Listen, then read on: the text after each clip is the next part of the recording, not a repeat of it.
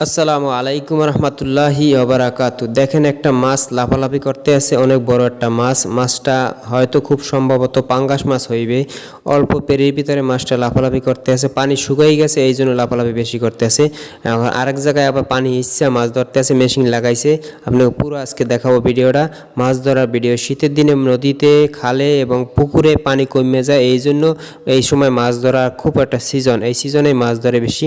এখন পানি কমে গেছে এই জন্য এই পুকুরের ভিতরে পানি কম, মাছটা চরে উঠে গেছে এই জন্য লাফালাফি করতে আছে বেশি।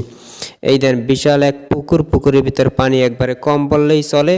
সেখানে শুধু আছে কচুরি আর কচুরি। কচুরির নিচে অনেক ধরনের মাছ থাকে, দেশীয় যে মাছগুলো আছে সব ধরনের মাছ এর ভিতরে পাওয়া যায়। এইগুলো ওই দেখেন একটা লোক নামছে, লোকটা কচুরি সরাই সরাই এর ভিতরে মাছ পাওয়া যায়। যেমন বেশি করে শিং মাছ, কই মাছ, টাকি মাছ, শোল মাছ, এরপরে দেশীয় যে পুঁটি মাছ আছে এগুলো সবগুলোই পাওয়া যায় এই দেশীয় কাদামাটির ভিতরে।